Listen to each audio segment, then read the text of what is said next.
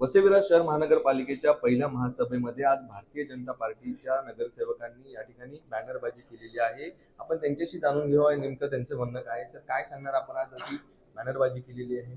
6 मार्च रोजी DM पेटेट hospital इथे वसई पश्चिमला मी माझ्यासोबत विशाल जाधव, अशोकजी शेळके आमचे गटनेते आम्ही त्या ठिकाणी गेलेलो हॉस्पिटलला आणि त्या एका स्टोअरमध्ये एक्सपायरी औषधं आम्हाला सापडली। ते एक्सपायरी औषधाचा फोटो याच्यासोबत आहे। 6 मार्चला होते, हे फेब्रुवारीला एक्सपायर होते। हे सगळं एक पत्रकारांनी सगळं व्हिडिओ बनवलं। त्यानंतर 6 तारीख संध्याकाळी ॲडिशनल आमचे सावंत साहेब यांच्याकडे आम्ही आलो, त्यांना निवेदन दिलं की याच्यावर कडक कारवाई केली पाहिजे। त्यांनी एक लेटर काढलं की लगेच त्यांच्यावर कारवाई होईल। पण आता 20 मार्च झालेली आहे, सध्या काहीच त्या लोकांनी केलेलं नाहीये। त्यासाठी आज आम्ही इथे महासभालये वस्त्र घालून आलेलो आहे। काय आपली मागणी आहे? त्याच्यावर कडक कारवाई झाली पाहिजे। एक लहान मुलाला औषधं देताना आपण एक्सपायरी चेक केली पाहिजे की नाही, हे सामान्य क्वेश्चन आहे, सामान्य सवाल आहे आणि डॉक्टरांना हे समजायला पाहिजे। म्हणून आमची माग आहे की त्या ज्या अधिकारी आहेत, ठेका कर्मचारी असेल किंवा अधिकारी असेल, कोणी असेल, त्याच्यावर कडक कारवाई झाली पाहिजे। तुम्ही काय सांगणार, कशी परिस्थिती होती त्या ठिकाणी? त्या ठिकाणी जेव्हा मी रेट टाकली तेव्हा पूर्ण गोडाऊन त्यांचं एक्सपायरी दवाने भरलेलं होतं, परंतु आणि ज्या ठिकाणी तिकडे लोकांना रांगा लागल्या होत्या लाईन औषधं घेण्यासाठी, त्या ठिकाणी सुद्धा एक्सपायरीचे औषधं होती। त्यानंतर आम्ही त्यांची बिलं चेक केली तर त्यांची बिलं जवळपास त्यांची 2 प्रकारचा स्कॅम होता याच्यामध्ये। एक तर जनतेच्या जीवाबरोबर खेळतात, दुसरं हे लोक जनतेच्या पैशाबरोबर पण खेळतात। तर त्यांचं असं स्कॅम होतं का ते लोक जेव्हा एक्सपायरी होते तेव्हा ह्यांची 3-4 महिने आधी हे लोकांची खरेदी होते, म्हणजे हे एक्सपायरी दवाच विकत घेतात, कारण हा यांना 100 रुपयाची वस्तू 20-30 रुपयाला मिळते। त्यासाठी आम्ही यांच्यावर कारवाईसाठी आम्ही खूप प्रयत्न केले। त्या दिवशी ॲडिशनल साहेब सुद्धा आले होते, परंतु त्याच्यामध्ये असं निदर्शनामध्ये आलं का तिकडे जितू पाटील करून जे आहेत ते जवळपास ते फार्मासिस्ट आहेत, ते जवळपास 14-15 वर्षापासून एकाच ठिकाणी एकाच ठेक्यावर बसलेले आहेत।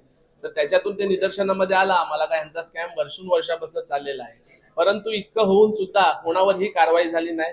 आणि आज आम्हाला अशी वेळ येते का आज सभागृहाच्या मीटिंगमध्ये महासभेमध्ये आम्हाला पोस्टर लावून वेळ आली यायची। ह्याच्यावर आम्हाला खरोखर म्हणजे महापालिकेसाठी आम्ही काय विचार करू किंवा जनता काय विचार करेल ह्याचा तुम्ही पण समजू शकता हा स्कॅम कितपत मोठा आहे ते। यामध्ये कोण कोण सहभागी आहे, काय आरोप आहे? आमचा आरोप असा आहे का ज्या दिवशी आम्ही तिथे गेले तर त्या टायमाला 2 फार्मासिस्ट होते, रोहिणी पाटील आणि जितू पाटील करून, आणि इथल्या भक्ती मॅडम ज्या आहेत त्यांना पण आम्ही भरपूर रिक्वेस्ट केली।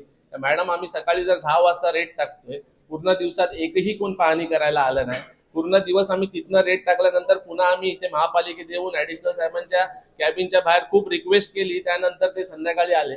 तोपर्यंत त्यांनी तिथले औषधं पण काढून टाकली होती, परंतु जेवढे पण पत्रकार आहेत ते त्या टायमाला लाईव्ह तिथे होते, प्रत्येकाने तिथे व्हिडिओ काढलेला आहे। इथे आपल्या इथे अजून पत्रकार उपस्थित आहेत, ते पण त्या दिवशी लाईव्ह होते।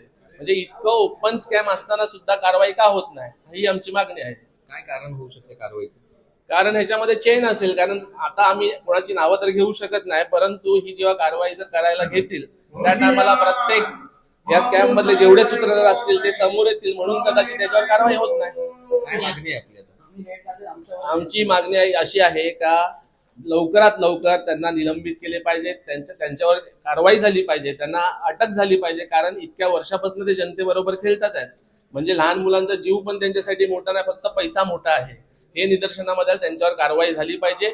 आणि उलट त्यांच्यावर कारवाई करण्याऐवजी आमच्या तिघांवरती एनसी झाली, ह्याची मोठी आम्हाला खरंच दुःख वाटते की आपली महापालिका म्हणजे ज्यांनी स्कॅम ओपन करून दिला त्यांच्यावरती कारवाई झाली, पण जे याच्यात जे सूत्रधार आहेत त्यांच्यावर एकही कारवाई झालेली नाही। निश्चितच आपण जर बघितलं असेल तर वसई-विरार महापालिकेच्या आरोग्य विभागातील जो औषध साठा आहे हा एक्सपायरी झालेला साठा होता आणि महापालिकेच्या या नगरसेवकांनी, भारतीय जनता पार्टीच्या नगरसेवकांनी या ठिकाणी हा स्कॅम केला होता आणि त्यानंतर हा स्कॅम देखील उघड करण्यात आला होता, परंतु संबंधित अधिकाऱ्यांवरती कुठेही कारवाई झाली नसल्यामुळे आज पहिल्या महासभेमध्ये या ठिकाणचे भारतीय जनता पार्टीचे नगरसेवक यांनी बॅनरबाजी करून निषेध व्यक्त केलेला आहे। संदीप गायकवाड, EPS मराठी, वसई-विरार।